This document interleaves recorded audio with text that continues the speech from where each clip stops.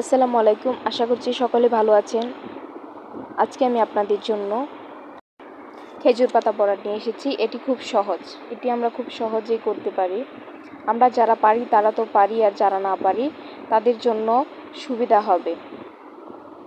দেখেন, অনেক সহজ। এটা একবার দেখলেই পারা যাবে আমার মনে হয়, কারণ আমি যখন শিখেছিলাম একবার দেখে শিখেছি। কাজটিকে আপনি যত সময় ধরে করবেন, যতটা যত্ন করে করবেন, ঠিক ততটাই সুন্দর হবে। এটার জন্য সর্বপ্রথম প্রয়োজন ধৈর্য।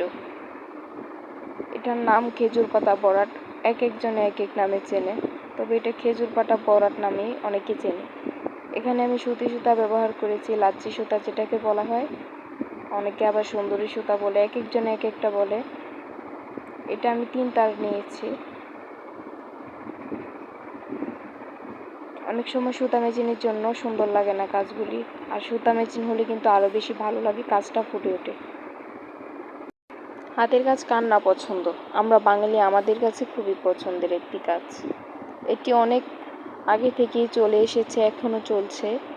খুব সুন্দর একটি কাজ। মেশিন এমব্রয়ডারি থেকে হাত এমব্রয়ডারি অনেক সুন্দর হয়। হাতের কাজ যারা আমরা পড়ি, শিখি বা করি তারাই জানে হাতের কাজে জামাগুলি কতটুকু সুন্দর হয়, ফুটে ওঠে, পরলে কতটুকু ভালো লাগে। দেখেন, আপনাদের সাথে কথা বলতে বলতে আমি কত সুন্দর করে পাতাটা ভরাট করে নিয়েছি। খুব গর্জিয়াস লাগছে পাতাগুলি ভরাট। এখানে আমি জলপাই কালার কাপড়ের মধ্যে, এটা কমলা কালার না, সুতাটা হচ্ছে কাঠালি কালার। আজকে আপনাদের জন্য এইটুকুই শেয়ার করা হলো। আপনারা আমার পাশে থাকবেন, অবশ্যই আমার চ্যানেলটিকে সাবস্ক্রাইব করে দেবেন।